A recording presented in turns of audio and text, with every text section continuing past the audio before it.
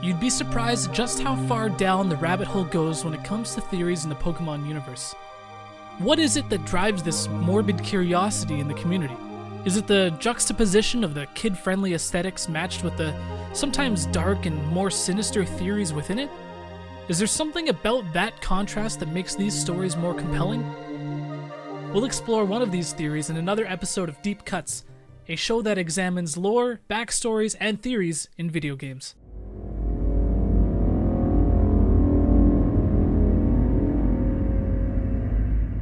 As I mentioned before, the rabbit hole goes super deep when it comes to theories in the Pokemon universe. Today we'll be looking at one of the longest standing theories to come from the franchise, one that has just so much compelling evidence that the only thing really preventing it from being fact is verification from the creators themselves. This theory revolves around 3 Pokemon from the original batch of 151, all the way back to 1996 when the first generation of Pokemon were introduced. These 3 Pokemon are Mew, Mewtwo, and Ditto. A quick bit of backstory on these 3 Pokemon. Mew is a mythical Pokemon that's said to be the ancestor of all other Pokemon. Mewtwo is a clone of Mew that's been genetically altered to surpass the abilities of its predecessor.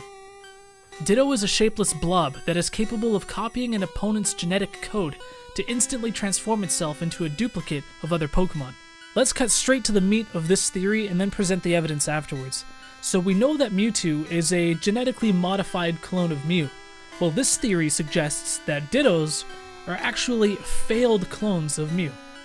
It might seem far-fetched to think that this powerful mythical Pokemon was cloned, and the result of that was Ditto, a Pokemon that's practically useless whose only real value comes from reproducing with other Pokemon. But let's take a look at some facts. Mew and Ditto are both pink. Very compelling evidence. Mew and Ditto both share the same shiny color variation. Mew and Ditto both weigh exactly 8.8 pounds, which is incredibly specific.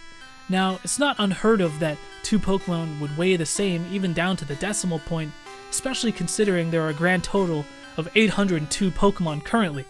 But we need to keep in mind that these 2 Pokemon were both introduced in the original batch of 151. Mew and Ditto both have completely even base stats, which is very uncommon, something that's only shared by Ditto, Mew, and mainly a handful of other legendaries. Mew's DNA is said to contain the genetic code for all Pokemon, as stated in the Pokemon Silver Pokédex entry, a trait that directly relates to Ditto's key ability, Transform. Speaking of Transform, there are only 2 Pokemon in the game that know it, Ditto and Mew. It's known that Mewtwo was the only successful clone of Mew, suggesting that there were other attempts. What happened to the previous clones? Now, canon kinda gets all over the place between the generations, especially once you start considering the anime. It's known that Mr. Fuji, or Dr. Fuji, originally found in Lavender Town, plays a large role in the creation of Mewtwo, and in this case, Ditto as well. Despite being part of the events in Lavender Town in the original game, with Team Rocket and the Ghost of Marowak, it's his backstory that's actually far more interesting and more significant, though he does hook you up with the Pokeflute. He actually lived on Cinnabar Island and was a close friend of the gym leader Blaine. He was also the founder of the Pokemon Lab, also on Cinnabar Island. It's at the burnt down Pokemon Mansion on Cinnabar Island where you can find notes about Mewtwo and his origins. In Fire Red and Leaf Green, the map description describes the Pokemon Mansion as a decrepit burnt down mansion on Cinnabar Island. It got its name because a famous Pokemon researcher lived there. Now, it's not much of a stretch to come to the conclusion that this researcher was Dr. Fuji himself.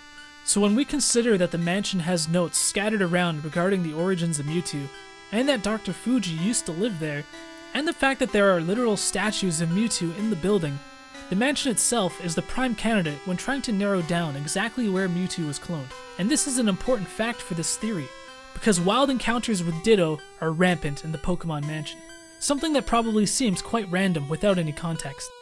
As I said, the canon gets a little fuzzy. In fact, in the very first animated movie, Dr. Fuji is researching cloning in an attempt to bring back his deceased daughter. Giovanni agrees to fund Dr. Fuji's research so long as he is able to successfully clone Mew. And do you know where else has an abundance of wild Ditto? Cerulean Cave. which also just so happens to be the only place in the game where you can encounter Mewtwo. What do you guys think? Thanks so much for watching this episode of Deep Cuts. Now I know this is a very common, very well-known theory in the Pokemon community, but hopefully I was able to present it in a way that was entertaining, and fear not, I have another episode of Deep Cuts ready to go that I think might just blow your mind. Thanks so much for watching again. Peace out. Who would play Ben?